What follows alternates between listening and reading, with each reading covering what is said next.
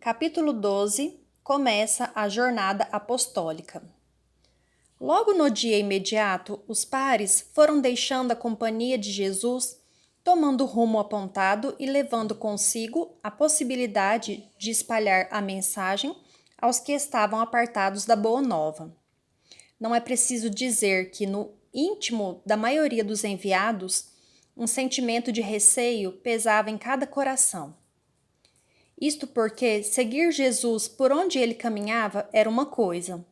Dedicar-se a escutá-lo ao longo dos trajetos, a anteceder-lhe a chegada nos locais por onde passaria e fazer-lhe companhia nas andanças representava para todos uma oportunidade de aprendizado. No entanto, agora estavam à frente da ação. Antes eram espectadores. Agora teriam de agir por si próprios, sem a presença daquele que admiravam e em quem confiavam. Precisariam agir com base em todos os ensinamentos recebidos e demonstrar pelos exemplos que estavam à altura de representar o Divino Messias. A jornada, feita pelos enviados do Senhor, significava esforço de superação, já a partir do próprio trajeto que deveria ser vencido com o trabalho das próprias pernas. E tendo em vista as fragilidades interiores de todos os que se acercavam da mensagem evangélica, Jesus sabiamente designou-os 2 a 2 para que se fortalecessem e se apoiassem nos momentos de fraqueza ou dúvida. Nesse panorama, Josué e Zacarias não eram diferentes dos demais. Carregavam seus sentimentos e temores que agora deveriam ser vencidos por uma luta pessoal, por um desafio de seus limites. Até então, haviam acreditado em Jesus. Daqui para frente, deveriam acreditar em si mesmos. Ah, Zacarias, eu estou com meu coração apreensivo e preocupado, falou sinceramente o amigo Josué. Eu também, companheiro, respondeu-lhe o ouvinte enquanto caminhavam rumo a Nazaré. Cada passo que damos parece que pesa uma montanha em meus ombros. Afinal, Jesus nos deu a autoridade para fazermos o que ele faz, mas está bem longe de nós sermos o que ele é. Eu olho para mim, vejo meus defeitos e fraquezas e me sinto despreparado para agir como se fosse alguém com virtudes e poderes para curar enfermos, expulsar demônios, falar do reino de Deus com a autoridade necessária para isso. Eu compreendo e sinto a mesma coisa, Josué. Em meu interior, vislumbro todos os passos errados que dei, as lutas materiais que me levavam a gozar o lucro com os negócios do mundo, como se estivesse ganhando com a justiça aquilo que só por força da astúcia estava conseguindo conquistar, em prejuízo de meus irmãos mais ingênuos. Senti orgulho de mim mesmo com o sucesso material que me permitia manter minha vida e minha esposa, procurando dar-lhe o melhor em termos de conforto e boas condições de alimentação, apesar de nossa simplicidade. Mesmo como sapateiro, minha capacidade de ganhar e economizar beirava a usura, mas eu a identificava como virtude de um bom comerciante. Somente depois que pude conviver com o mestre é que passei a entender o necessário e indispensável desapego das coisas materiais de maneira efetiva.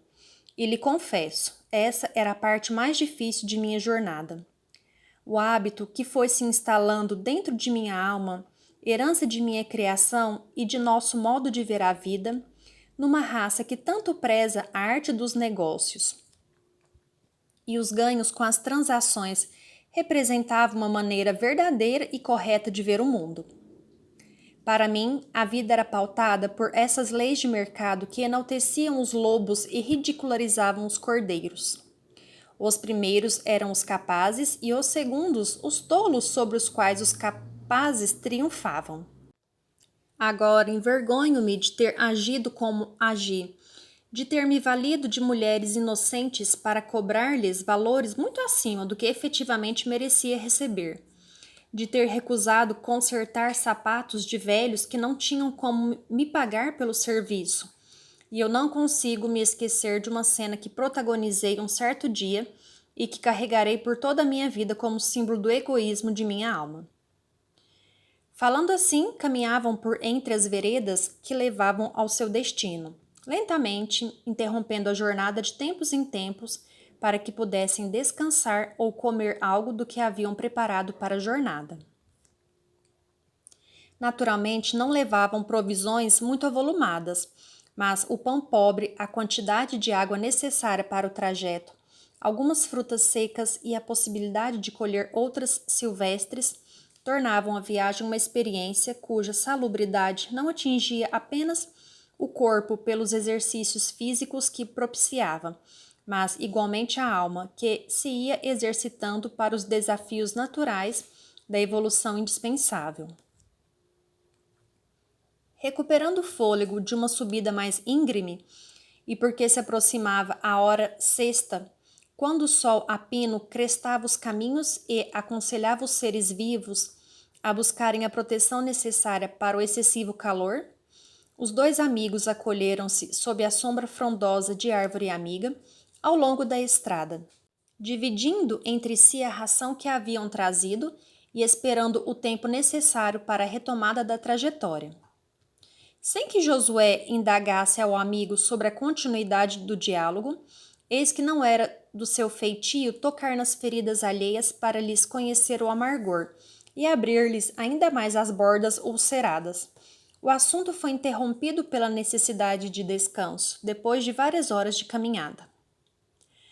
Zacarias, todavia, sabia onde havia parado a narrativa e, admirando-se do amigo que não lhe perguntava sobre a continuidade da sua história, afirmou sereno: Acho que estou sendo muito maçante falando de mim mesmo, não é, Josué?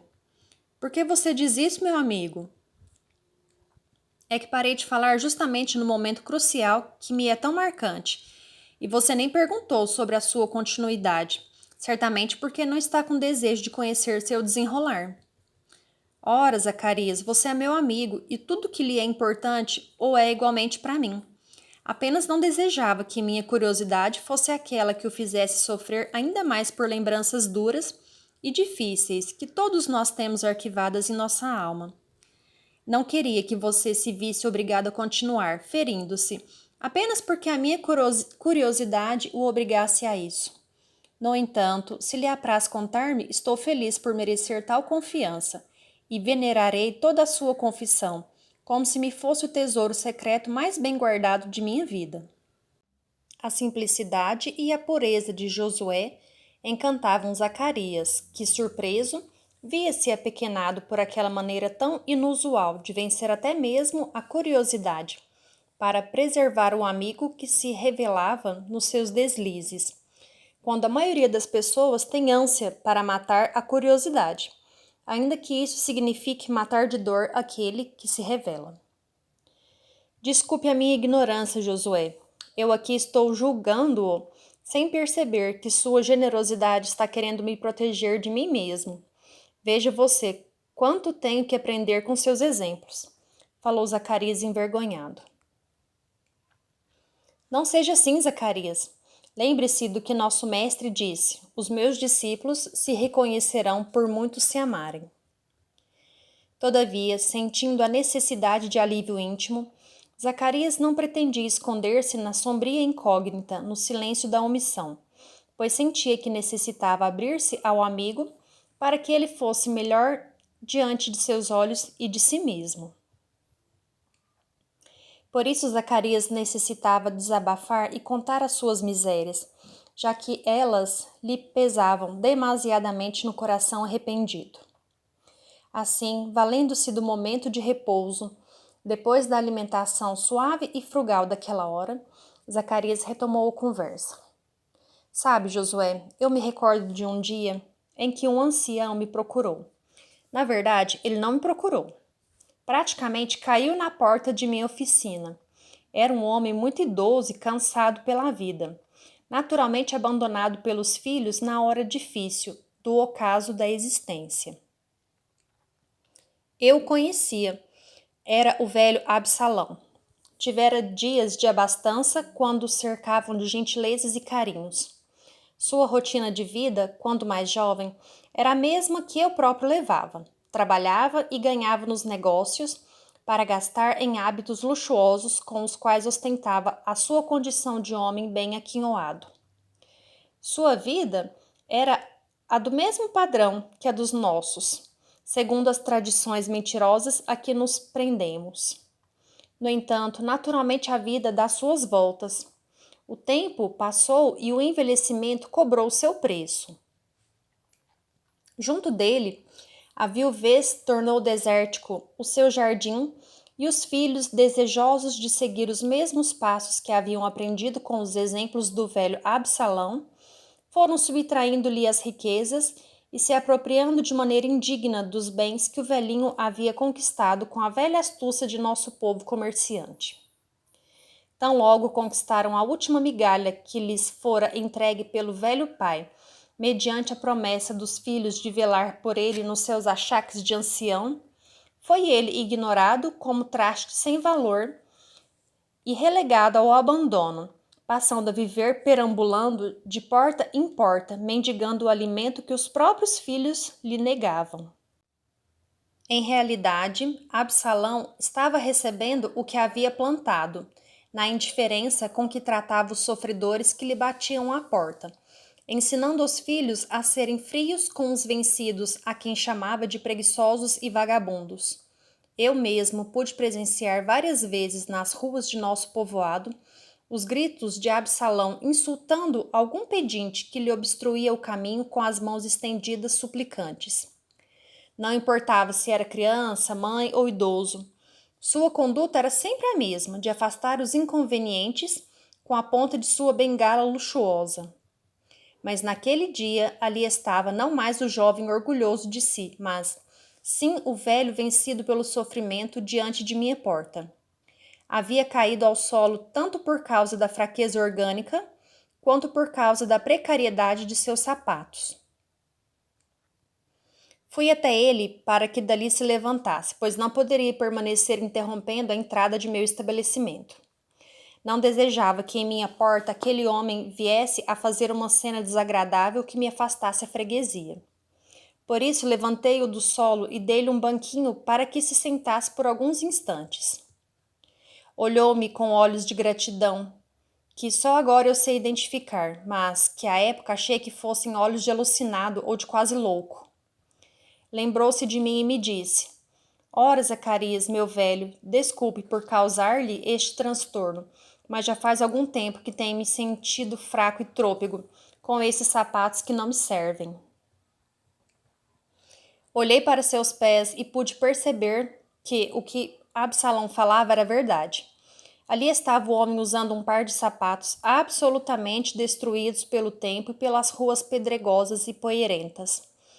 Mas além disso, como tal calçado lhe houvera sido dado por alguém que se condoera de seu estado, pude verificar que o mesmo era muito maior do que seus pés pequenos e velhos. Por isso, o homem não tinha como andar corretamente, nem era capaz de, na sua fraqueza, manter-se em equilíbrio, tendo que arrastar um sapato tão maior que seus próprios pés. A cena era de comover até as pedras pontudas. Meu coração se encheu de compaixão por aquele velho, mas acostumado aos nossos padrões de sentimento que procuram, antes de tudo, a indiferença, para que nosso coração não nos traia e nos obrigue a abrir o bolso, passei o olhar para o homem procurando fixar em minha mente a figura do antigo Absalão, arrogante, esbanjador, mesquinho, que eu mesmo houvera conhecido. Bastou que lhe lembrasse os exemplos de vida faustosa para que um banho de água fria me invadisse a alma e me afastasse de todo o sentimento de misericórdia. Enquanto relatava tais fatos, Zacarias deixou escorrer 2 pequenas lágrimas pela face rugosa e queimada, as 2 primeiras de uma série que se prolongaria por toda aquela narrativa. Afinal, era necessário que sua alma fosse lavada pelo arrependimento confessado e pela vergonha de si mesmo, apresentada ao amigo que o escutava, igualmente tocado pela emotividade daquela hora. Depois de breve pausa, para concatenar melhor as ideias, retomou a história.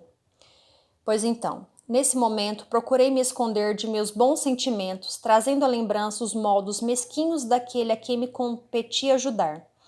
Esfriei meus impulsos e voltei meus pensamentos para os ensinamentos da lei, para os rigores de nossos preceitos de indiferença e mesquinharia, com que nos temos educado ao longo dos anos e séculos.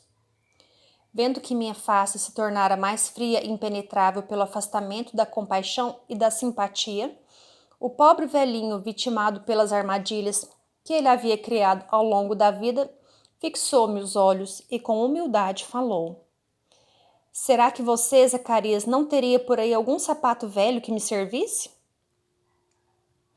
Não precisa ser novo, não. Pode ser bem surrado. Apenas gostaria que fosse do tamanho dos meus pés, pois eu não aguento mais andar por aí me arrastando com um sapato que não consigo prender para caminhar com segurança. Naquele momento, Josué, eu lhe posso afirmar que tinha uma pilha de sapatos inúteis, de pessoas que me haviam comprado novos e que deixaram ali o velho par que, usurário como sempre, eu mesmo reformava e revendia, depois de lhes dar algum trato, substituindo o couro gasto ou a sola avariada.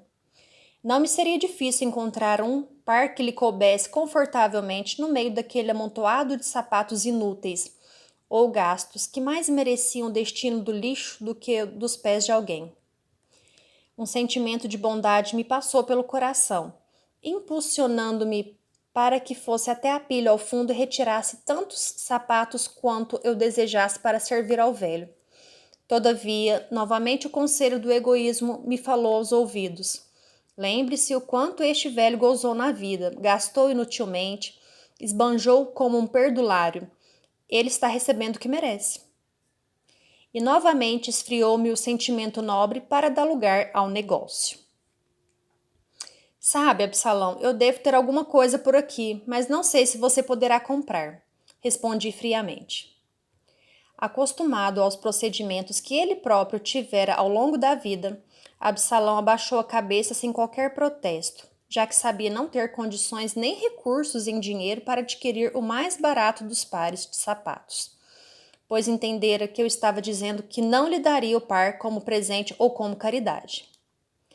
Ainda assim, fui ao fundo e retirei da pilha um surrado par de sapatos que a prática me fez acertar serem do tamanho dos pés de Absalão.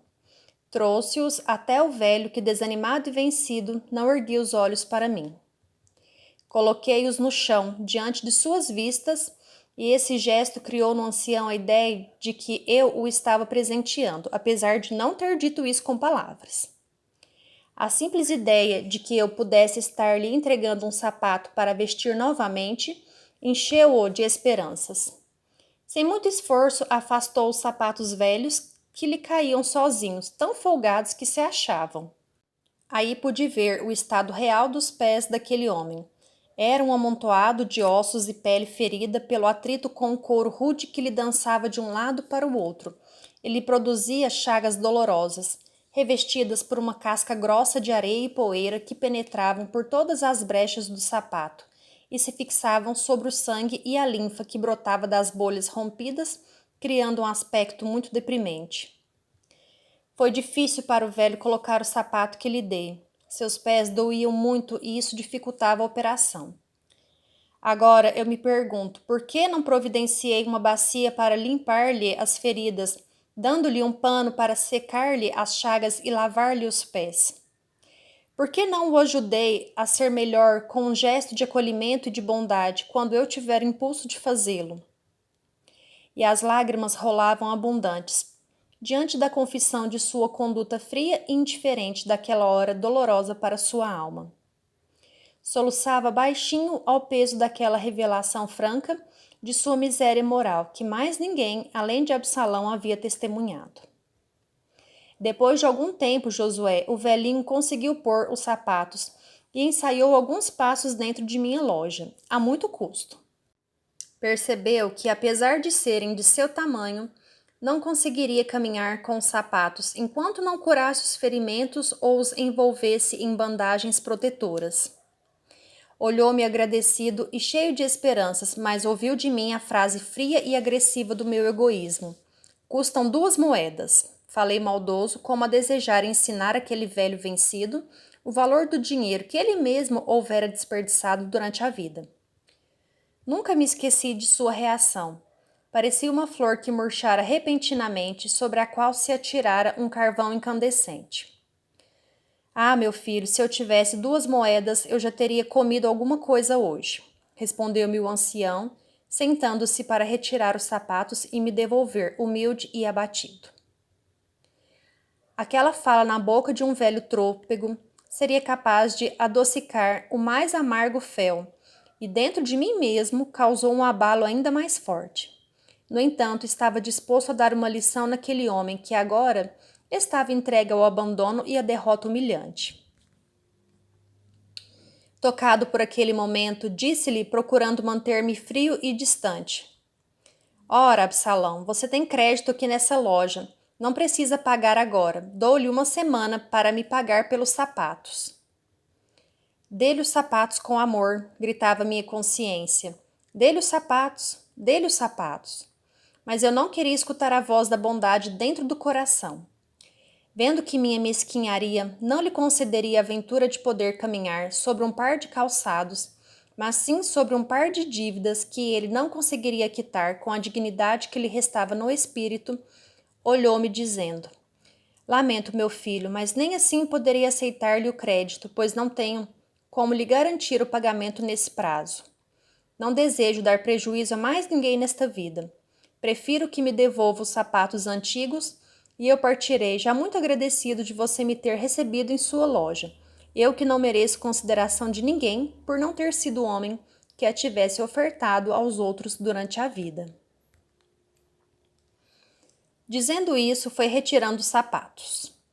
Sem saber o que fazer, me preparava para recolher o par, quando o olhar de Absalão brilhou e ele retomou a palavra dizendo: Pensando melhor, e se eu pagasse pelos sapatos com este meu casaco? Você aceitaria?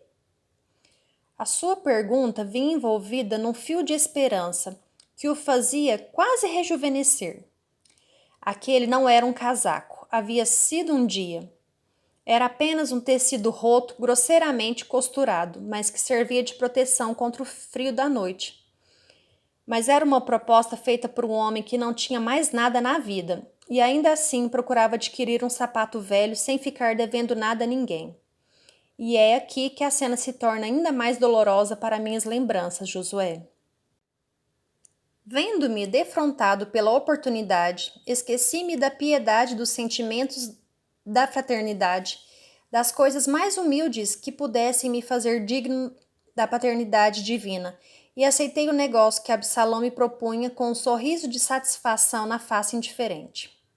Vi-o retirar sofridamente o velho pedaço de roupa de cima de suas costas ossudas e entregar-me como pagamento referente a 2 moedas, em troca de um par de sapatos gastos, surrados, mais adequados ao lixo do que aos pés de uma criatura. Entreguei-lhe o sapato que comprara e acompanhei-o até a porta da rua, seguindo-lhe os passos, descalços pela ruela fora, carregando nos braços como um tesouro o par que acabara de comprar. Nesse momento, um sentimento de vergonha muito grande invadiu meu ser, e naquela hora passei a perguntar a mim mesmo onde efetivamente estaria o homem miserável. Seria Absalão, vencido e humilhado, que partia, ou seria eu mesmo, mais miserável do que ele, indiferente diante do sofrimento daquele velho totalmente vulnerável e indefeso? Nessa altura da confissão, Zacarias não conseguia mais falar. Chorava como criança desesperada. Josué lhe amparava a cabeça nos ombros amigos e chorava com ele. E no meio das dobras da túnica do amigo, onde Zacarias se refugiava em desespero, e fugindo da própria vergonha, sua voz rematou entre os soluços. E agora, Josué, Jesus pede que este traste de homem, referindo-se a si mesmo, fale em seu nome e cure as chagas dos que sofrem. Não havia mais nada a contar, só lágrimas de arrependimento, surgidas num coração transformado pela capacidade de amar, que Jesus semeava e semeia dentro de todos nós. Única forma de nos erguer do lamaçal de nossas culpas e erros.